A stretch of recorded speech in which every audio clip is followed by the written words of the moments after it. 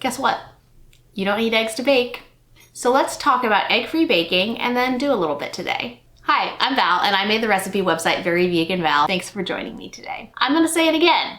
You don't need eggs to bake. What you need is moisture, leavening, and binding. There are a couple other uses for eggs in baking, but those are the main ones. So how do you replace eggs? The trick is mainly knowing which of the purposes your eggs are fulfilling in a recipe. So for a recipe like a cake, you're going to be using eggs in part for leavening and in part for binding. For other recipes, you might be using it more as a source of moisture or fattiness. The easiest and best option is to just find a recipe that doesn't use eggs. There are many recipes out there that are vegan or egg-free. Just Google vegan cake recipe, vegan chocolate chip cookies, whatever it may be, and you will have plenty of options to look at. Another thing you could do would be to get a commercial egg replacer. Now, I don't usually do this because it's more on the expensive end compared to other egg alternatives. However, if you are using a commercial egg replacer in place of eggs, it actually might be cheaper these days. Something I've been saying for a really long time is that no one should use eggs in baking. Egg production is incredibly cruel and inhumane.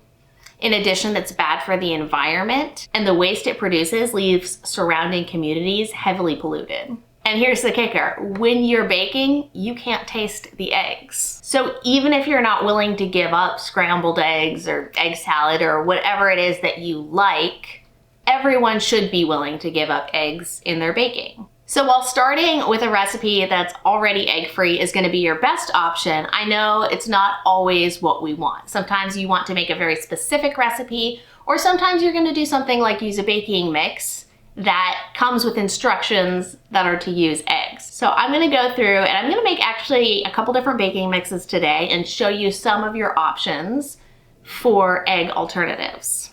Just a heads up that not all baking mixes are gonna be vegan. Some of them have dried eggs already in them, and others have milk, butter, other dairy products in them as well. So make sure you check those ingredients carefully. Let's start off with something pretty basic. A vanilla cake. Now this recipe makes 2 8 or 9 inch cakes. So I'm gonna use a different egg replacer in each one. Now for cake, what you're looking for in your egg is binding and leavening. Our first egg replacement is going to be made out of flax seed meal. You can also get flax seed and grind them yourself. To make a flax egg, we're gonna combine 1 tablespoon of flax meal and 3 tablespoons of water. Mix it up a little bit and let it sit for 5 minutes to become gelatinous. Now for half of this recipe, we actually need 1.5 eggs. So I'm just gonna add another half tablespoon of flax and another 1.5 tablespoons of water. Now let's make our protein powder egg. I've only ever seen this done with soy protein, but I'm going to try pea protein today. It's the exact same ratio, 1 tablespoon of this and 3 tablespoons of water. Except we need 1.5 eggs, so we're gonna be doing 1.5 and 4.5. And we're gonna add half our baking mix in here, half a cup of water, 1/4 cup of vegetable oil, and we'll use our protein powder egg for this one. And then right into the oven. And our hydrated gloopy flax egg. And straight in the oven. Our cakes are done. Please ignore the grid mark. I just had them on a cooling rack upside down. You can see this is the one with the protein powder as the egg substitute. And this is the one with the flax. Now, a possible downside with the flax is you can very clearly see it in the cake. So if looks are very important to you, then flaxseed might not be your best option. If we look closely at the rise in the texture of the cake, the flaxseed here actually has a little bit more air in it versus the protein powder, which is still nice and risen, but just a little bit less so than the flax. All right, let's do a little bit of a taste just to see if any of our egg substitutes are impacting the flavor of our baked goods. Vanilla cake with a protein powder egg. I do think you get a little bit of a protein flavor in there.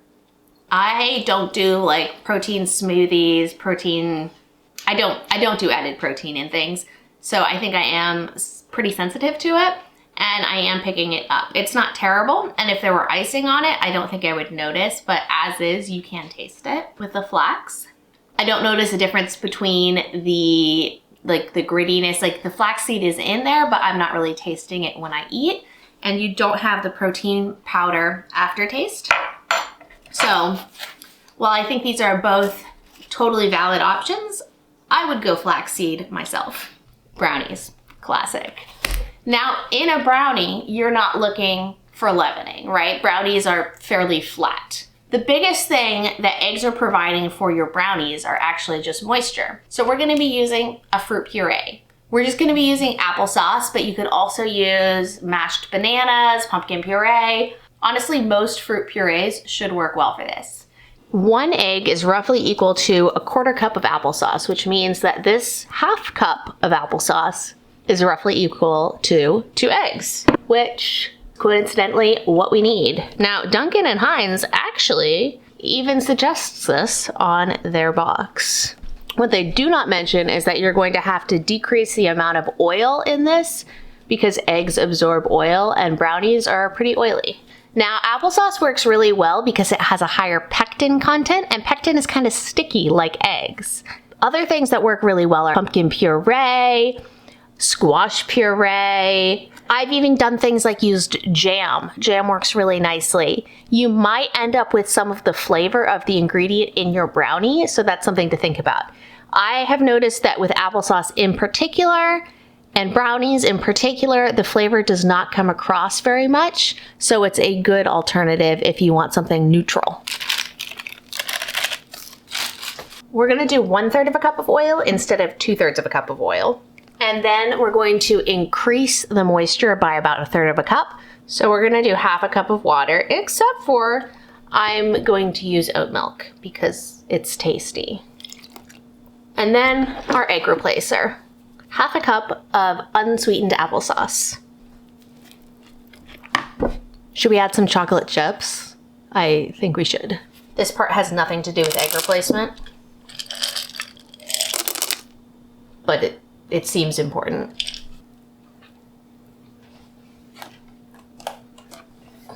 Brownies.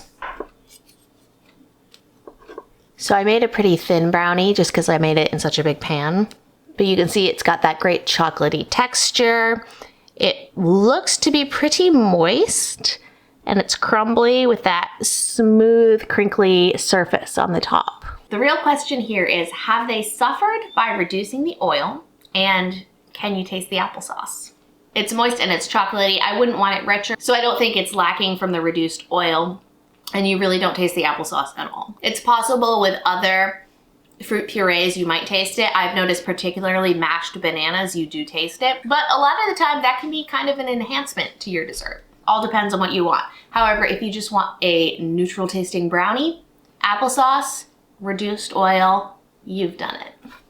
For our last baking mix, we're gonna be making these wild blueberry muffins. Muffins are kind of more similar to cake in that you do want the leavening component of eggs, but you also want the moisture, kind of like brownies, so it's somewhere in the middle. That leaves us with some flexibility. So I'm gonna try 2 different egg alternatives, and we can compare and see which one ends up feeling like it works better in this recipe. The first one I'm going to try is a vegan yogurt, which will work more like the applesauce in that it will give a lot of moisture to the muffins. The other thing I'm gonna try is aquafaba, which should really help with the leavening. Now, if you're unfamiliar, aquafaba is this yellowish liquid here.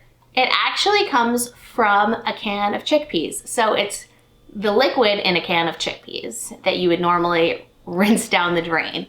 It makes a really good egg substitute, particularly for egg whites. You can actually beat it up and make meringues or macarons out of aquafaba. So I do think it's really nice because normally this would be a waste product, but we're gonna give it some use. This one's gonna work a little bit more like the flax egg did, so we'll see which result ends up feeling better for these muffins. What? The blueberries are in this can. I just thought they would be dried. Is this normal? Are there normally cans in baking mixes? Look at that. Who knew? Let's get started with the actual baking mix. I'm going to be doing this in 2 batches. For this egg alternative, I'm going to use a 1/4 cup of coconut yogurt. Now we're just going to do the same thing. And our aquafaba. In this case, 1 egg is about equal to 3 tablespoons. Right. They look pretty similar on first glance. This one used yogurt as the egg replacer, and this one used aquafaba. Here's the inside of the aquafaba muffin. It looks very light and airy. And here's the inside of our yogurt one. It actually feels a little moister. This is the one where I used yogurt. Yeah, it's reasonably light. It is very moist. Aquafaba.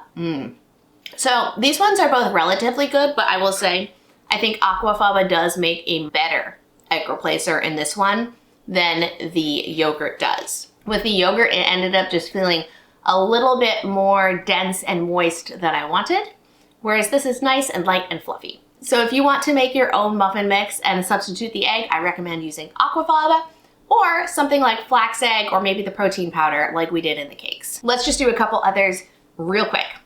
If you want to substitute egg whites, use aquafaba. If you want to do an egg wash on like a baked good, I recommend using either a melted jam or a vegan butter or a soy milk. They all work great. If you were looking for an egg replacement to help with breading, try something like a vegan mayonnaise or a different condiment, because that will actually give you added flavor, which can be really nice. I love using mustard in my breading, although you have to be good with the mustard flavor. If you're not, vegan mayonnaise is a great option. When you're looking to use eggs to thicken something, like a custard or something like that, cornstarch is a great alternative. When you're looking to use egg yolks for something else, a lot of the time you're actually just adding some fat. So a little bit of extra oil or vegan butter will do the trick. There are lots of options for egg alternatives that do less harm to the planet, less harm to animals, less harm to local communities, and in many cases, less harm to your wallet. It's all about defining what exactly you need an egg to do, and then finding an alternative to that. If you liked this video or found it helpful, we would really appreciate you giving it a thumbs up. You can also subscribe if you want to see the next video we make. Until next time, bye-bye. Let's keep in mind that being in a position of power does not mean you are exempt from our laws. When people start declaring themselves above our courts, you know we have a problem.